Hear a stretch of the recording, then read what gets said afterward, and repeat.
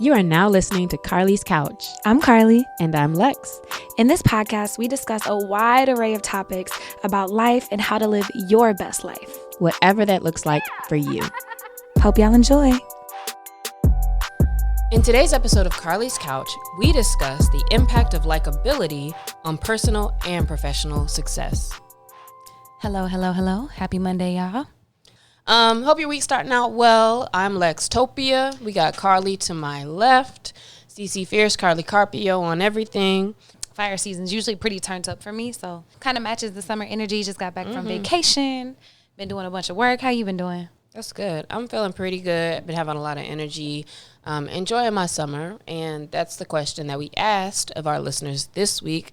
And our question from the couch, what's the most fun that y'all have had this summer so far? Taking my nieces swimming every chance we got and shopping. Aw. That's sweet. I saw some little girls at the pool the other day, and it reminds you of the days, like, you used to have unlimited energy. Like, Yes. They went from Marco Polo to every game possible. It was great. Another person said, currently fulfilling that in Orange Beach, snorkeling in the AM, so we'll see how it goes. Oh, that's fun. Yeah, I checked back up, so I'll report back. That was Asa. Someone said vacation in Italy. Hold up. Aces in Orange Beach snorkeling? Mm-hmm. All right. You ain't give me no quotes this week. I know, that's all. Yeah, the spirit is not a part of this trip. Like, what's going on? I need to know. It might be Asa's clone. This is how you know it's not the real Asa. But I'm glad you're having a good time. Me too. Then the next person said vacation in Italy, and I saw from all the story posts, they was over there for like a month. Oh, wow. That's Beautiful. Awesome. Another person said pool days, and then somebody else said floating the river. People love water because another one is boating on the lake, and all these are people from Oklahoma and Texas. Oh, that makes sense. I'm like, all right, but that is a vibe, like being on the water. Mm-hmm. And then lastly, we got Nan Earl, who said she won money from blackjack tables in Vegas. Okay. And anytime you make some money, babies, that's a good time. That is a good time. That's a real good time. What about you, Lexi? For me, I'm gonna go with part of the top of my summer. It's been stacked out because I've been in about 4 countries since summer started. But I'll definitely say the Romania trip when I went on the trip to the film festival. That was like super, super fun. So yeah, that whole look fire. I'm still living it through the pictures. That one picture of the little person coming down right above you is man, so we was cool. turned up. We was turned up. So cool. Mine is Turks. Right. I just got back my first time in the Caribbean, and it was amazing. In the whole Caribbean? In the whole Oh, Caribbean. I didn't know that. Okay. Yeah, it's funny because I've been to Asia like 4 times, but never been to the Caribbean. So it was amazing. Bar was set very high. You say you grew up in Oklahoma, right? Mm-hmm. So people in Oklahoma, like when y'all talk about vacation, like what does that usually kind of seem like for you? Texas, LA, Florida, and then Mexico. Like Mexico is a big thing, but I will say like a lot of people also go to Jamaica and the Bahamas. That just didn't ever fit when I was trying to go to stuff. Mm-hmm. Okay. What about North Carolina? Where do y'all go? Myrtle Beach. We got beaches. So in North Carolina, we have the beaches and we have mountains. So like in our family in particular, we would go to the Blue Ridge Mountains or go explore that vibe. We could go to the beach vibe. That's cool. But then it's different for me because I grew up with a parent who's from another country. So we've been to the Bahamas a zillion times since I was a child. So we always did a lot of travel to the Caribbean.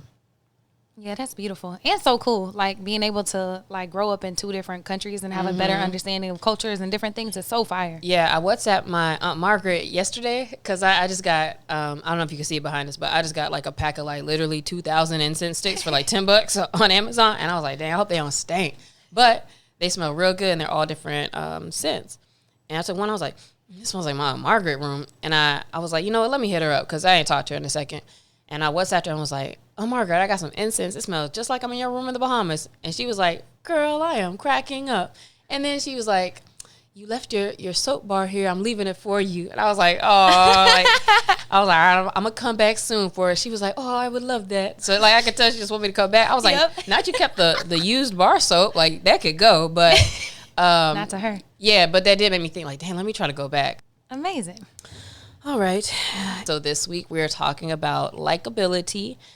And I thought about likability because of, during this time of politics and all that, there's just, everybody's trying to give their 2 cents and making videos and talking, et cetera, et cetera.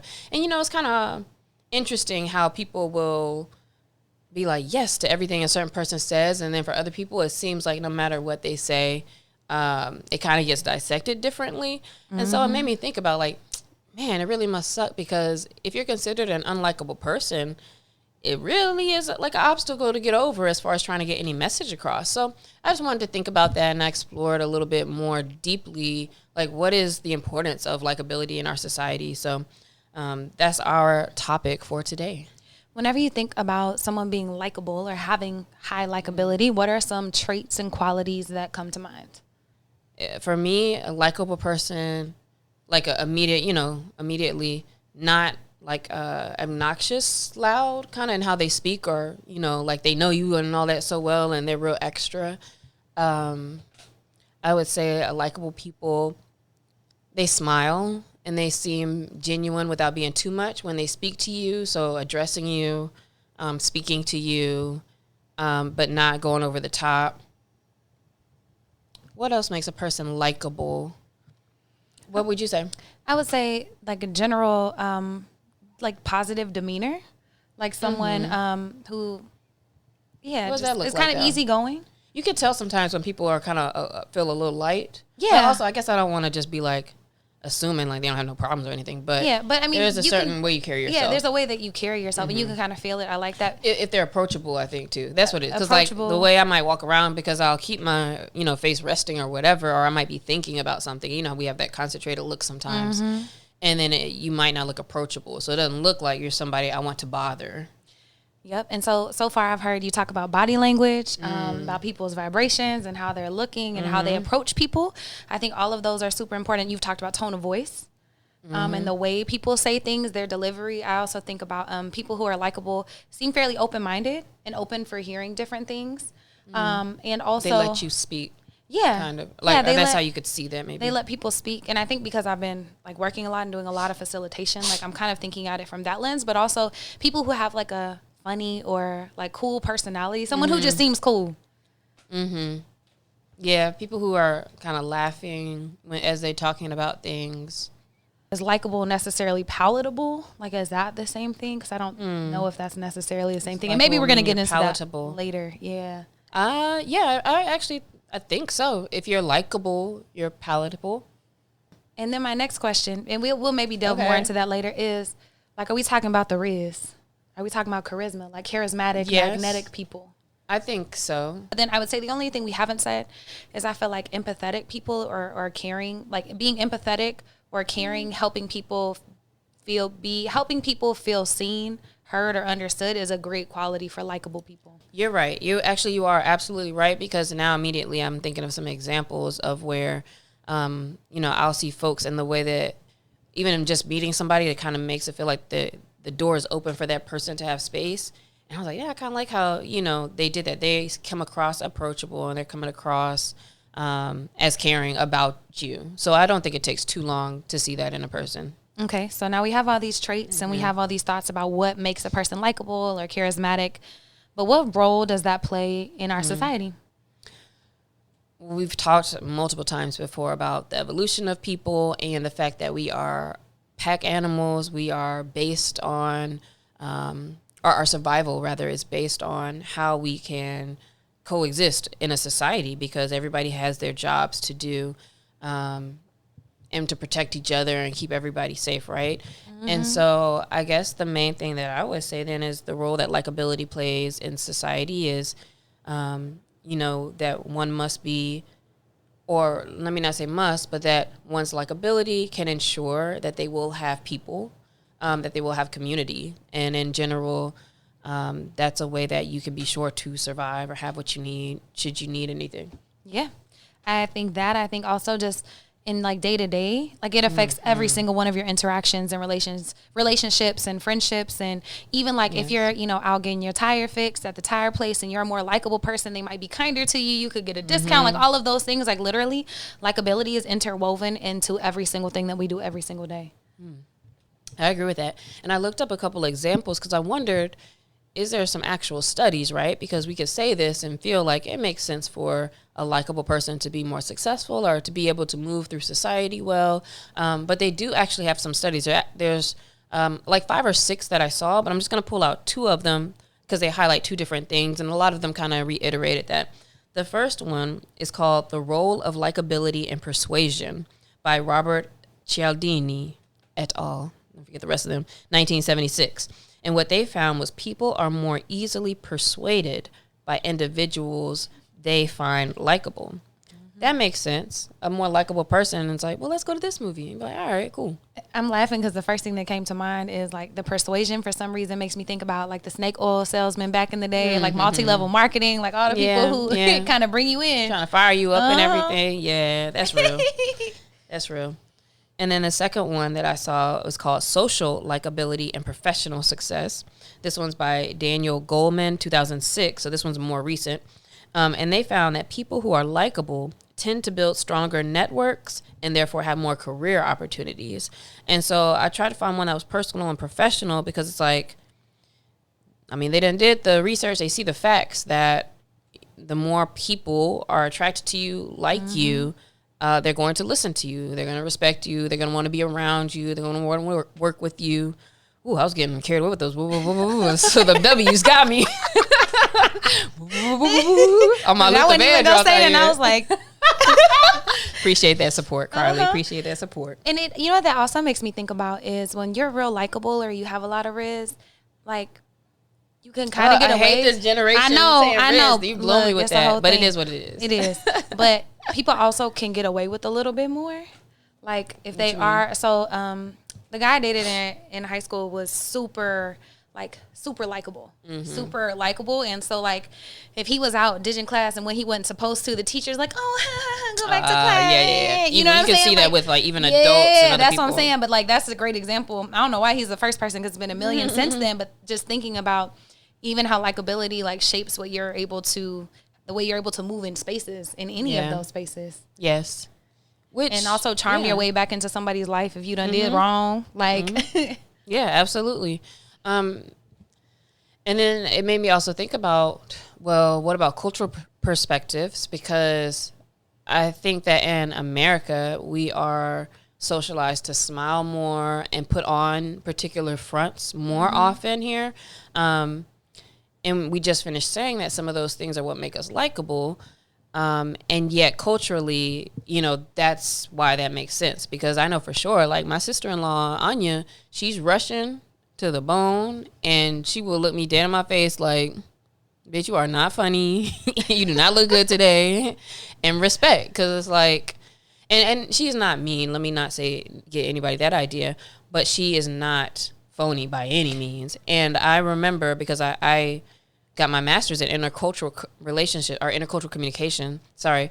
And I remember one of the things that we would study and read is about how in a lot of cultures, they don't have this necessity to try to sugarcoat things in any particular way. And so that's one of the things a lot of people, when they would come to America, would be like, why is everybody always trying to like immediately compliment you or say something to you? And it's like, for what? Like, it's okay to just keep it real. And they're like, they don't even smile as much. Like, you know, shit ain't sweet. Like, even back in the day, we used to take photos. People didn't smile. And so, you know, it's like now it's like, I have to look like I'm having a good time. And it's very interesting how that's a cultural thing. Man, I just thought about too when you were talking. So one of my classmates, he's actually one of my core teammates in business school at USC. He's from China, from Shenzhen, Guangdong. Anyways, he's from China, like from China. And he gonna be like, if he ever listens to this, like, right. Bro. But I remember one day we were having dinners before his wife got here, and we were just building our friendship. And so he's like, oh, I'll cook, you come over, we'll hang out, cool. And we're eating, and he said, you know, Carlie, he said, in China, you would be considered fat.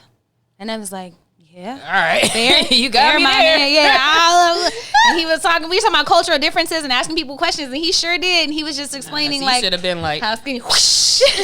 But like, Real Housewives. Then I met his wife, right, and very freaking tiny. Like, and I get it, and like culturally, but it's just funny, like, also even thinking about how he didn't think that was necessarily an insult when we're learning about each other's cultures. He wasn't trying to fake nothing like that. But then also, we didn't ask you all that, bro. Well, we was just talking about the differences and stuff. And so I think he thought it was a great time to just say that. He didn't just come out of nowhere. Okay. But he definitely, in the conversation about the differences, like told me, and I was like, oh, thanks, bro. Appreciate you. But then, even my best friend from business school is Jamaican. Parents are from Jamaica, and we hang out all the holidays. And she always says that they don't be knowing how to act and they don't know how to watch their mouth because they always got something to say, either if it's about somebody's weight or about this or about that. And so I always laugh about that too, about the non-sugarcoating and just saying things, and it doesn't mean to be offensive necessarily or like it's just stating a thing. Just stating the facts. Like, you're not wrong. You're not wrong. And I think that a lot of this is delivery too, because a lot of people are like, well, I'm just brutally honest. But honesty doesn't have to be brutal. It can be direct without being sugarcoating, and you can still consider other people's feelings. And I think that, like, your delivery of things is a huge piece in likability. And that's one of the things I think that for me lowers my likability. It's delivery, but I'm not even just talking about like the words I say, but delivery, and that, because even I piss myself off even listening back to myself talking, like the choppiness of how I speak, it feels kind of like you're throwing darts at a wall or something. So I even think about that, like the way people speak when they're a little more flowy, and like all of those little pieces kind of help a person to paint a picture in their mind about what they feel about you. So just keeping that in mind, to think about perhaps how you portray without necessarily feeling like you have to change a whole lot. But at least you would have an understanding of why, if you're that person who everybody's always like, I thought you were mean, then it's like, how could I kind of put a different face forward? Okay. So we talking about what likability is and what that looks like. Now, let's talk about how this could be like a secret weapon or like a superpower. I feel like it does influence career. For me, countless times. I was just in a client meeting and I'd be roasting people and I like try to joke it up with them. And we was talking about how I could tell you played drums at church when you was little. And then he was like, how you know that? And I was like, I get the vibe. He said, hold on 1 second. And he pulled up a whole video. And it wasn't the little it was like, do. I said, see, I got you. And the other guy hopped on. I was like, I could tell you probably sang at church. He was like, nah, I was in the choir.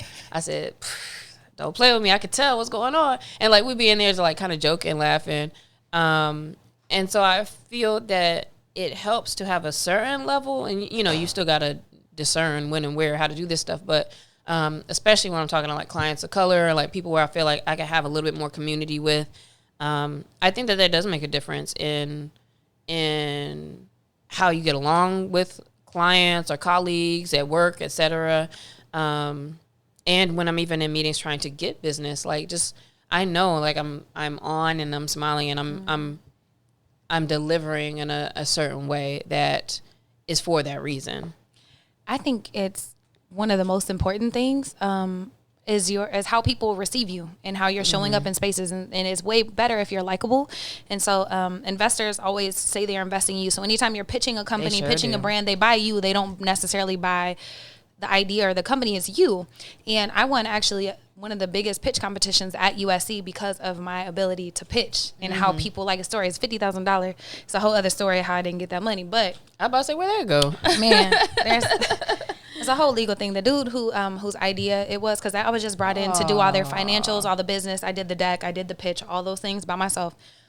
Anyways, apparently he had stolen part of the IP, or it was a whole thing. They set me up, bro. But all that to say, I won that hoe, and it's because I was able to sell myself and be likable, and that's a huge thing.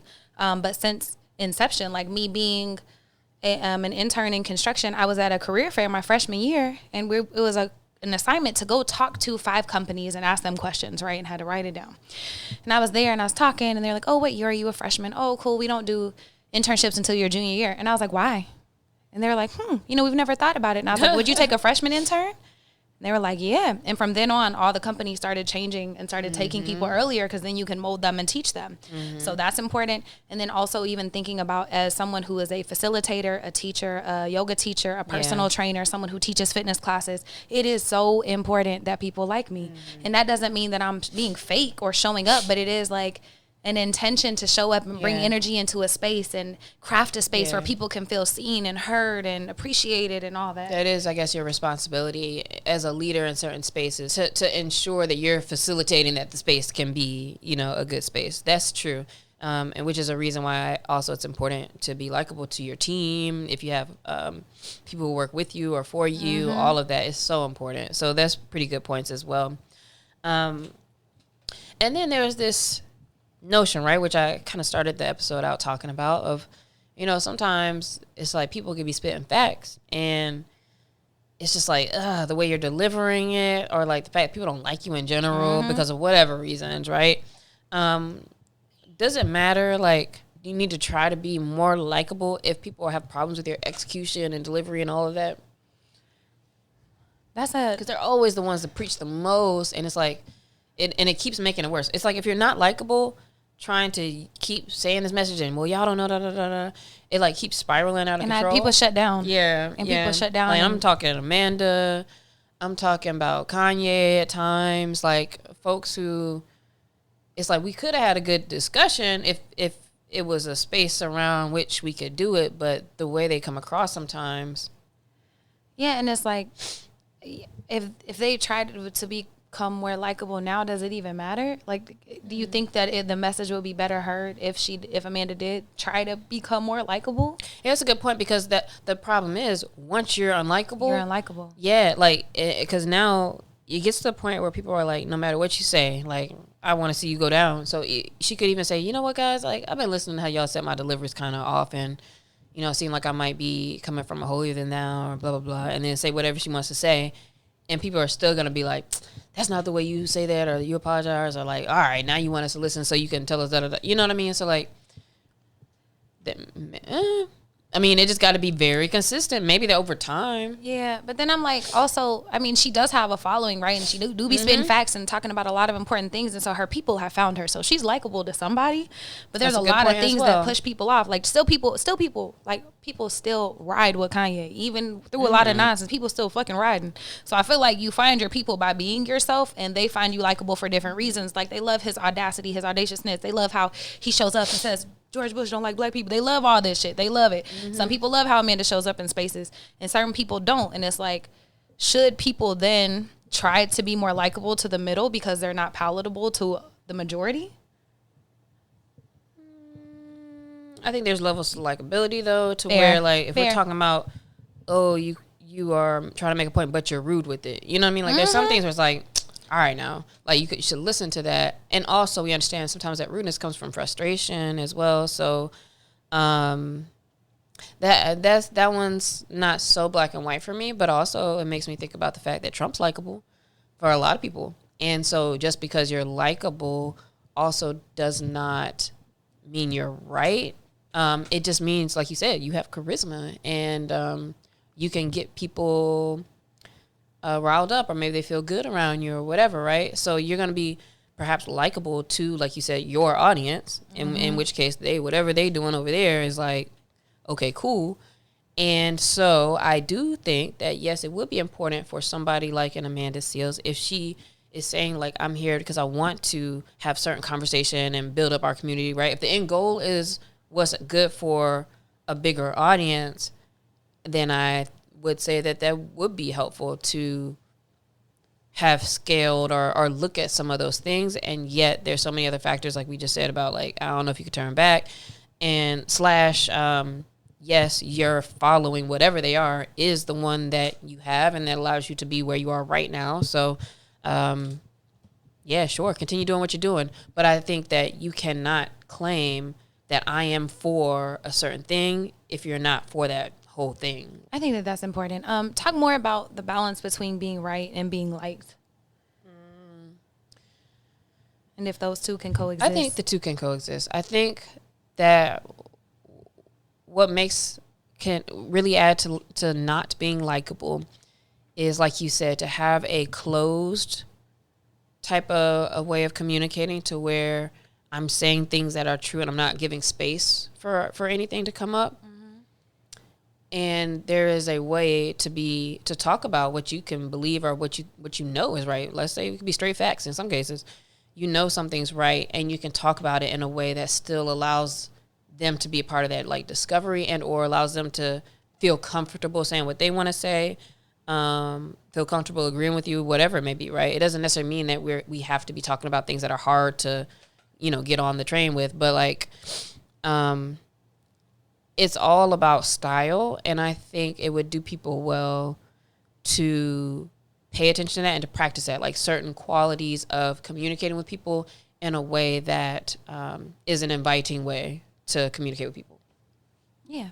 There's a lot of books and stuff about that. And even like, when we talked about 48 Laws of Power and stuff like that, like some of the things that he talks about really boils down to like, oh, you're making yourself likable to this person also so you can use them or whatever. But like, it is important for persuasion and for having people, support you, that they like you.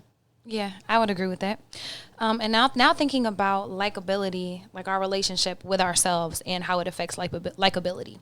Is your level of likability a reflection of your own inner peace? Like thinking more like if a person isn't likable, doesn't mean... Are they probably going through it? Are they going through something? Is it a sign of inner turmoil?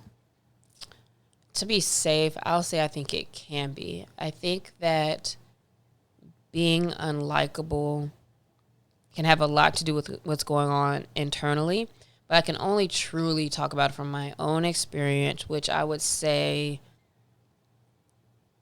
most of the time, because of certain things that might make it unlikable, whether it's delivery or being closed off, so not being the person when you walk in and be like, hi, I'm this person, and talk to people and stuff like that. All of those things stem from different aspects of fears and, all the things that have built up as you grew up and trust issues, right? All those types of things, regardless of like what your specific, things happen to you or whatever are. But I would say that, yes, my qualities and how I present come from all of that stuff, and that when I have less of that, if I'm less fears, less worrying, thinking about trust or whatever, more confident about whatever I'm doing, then it comes across that way. And I think people see openness and they see peace and all of that when I'm in a likable, and let me say also not forced likable, because I could definitely turn it on, but like a natural, when it's like a natural, like you're in a better mood and you're talking to people or whatever, I think it can be a reflection of that. I feel like I've always been a likable person, and I can cite like specific things, especially when teaching classes or doing personal training. And I've had so much stuff going on in me, but like people still loved me and still, so I don't necessarily think there's a direct correlation. Although if I'm feeling very insecure about something or have a big storm or something, you can definitely like feel it in my vibes sometimes. Yeah. But also this is taking into account that everybody else has their own inner turmoil, and so that could keep them from liking me, even though there's not a real reason for them not to like me. And maybe that's a better point, is that the more quick I am to judge, if I like, I don't like that person, that's probably more of a reflection of me, actually. And then there's some times where like a goofy is goofy though, and you be like, oh, I don't like you, and it ain't nothing else but like you just ain't likable, dog. Like I can't do that. But also it will not bother. It's like, I don't like that person. And it's not like no big deal. Like it don't have real estate in my mind like that. But yeah, that's a good point. That is probably, if you're judging in that way often or thinking about that, then it may be the other way around. That's a good point. But also note, like with everything we're talking about too, like how Carlie just said, like sometimes you're really just going through stuff and of course it's going to affect you. That's okay. So I don't want us to walk away from this episode thinking that we're saying like, okay, so we need to always try to be likable regardless of what's going on. And no, because, things happen. You're going through stuff.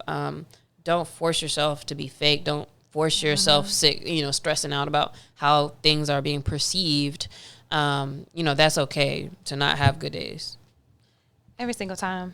And I think it's also important, like whenever we're thinking about being more likable, so we introduce the idea like if a person can be more likable. So if you're thinking about your likability and what are some things that you can do, I think that it really helps if you like yourself and you're getting to know yourself. So spend a lot of time doing that, because that really helps. If you are open-minded and willing to like hear feedback and stuff from people, because Torian Nixon was on a couple episodes ago and he was open enough for his friend to tell him, bro, you're a terrible friend. And he became a better friend, and now he's a great friend. And so I think even with likability, like he hella likable, but he wasn't a good friend. And so I think also listening to people that we love and noticing like, oh man, I am really sharp, with people that I work with or who, who report to me. Maybe I can be kinder, or maybe I can be warmer whenever I'm reaching out to people. Like noticing where you can open up a conduit for connection with people in a genuine way, and working on, honing those things, I think are like big steps to becoming more likable. I'd say the last one is, if you're taking care of yourself, it's a lot easier to show up as your full self in spaces. And so are you sleeping? Are you eating? Are you moving your body? Are you feeling good about yourself? Because it's always easier to move from that spot. Absolutely. And I'll say that it is interesting because as you were talking about that and using Tarian as an example, I already know, like, I know exactly what things could make me more likable.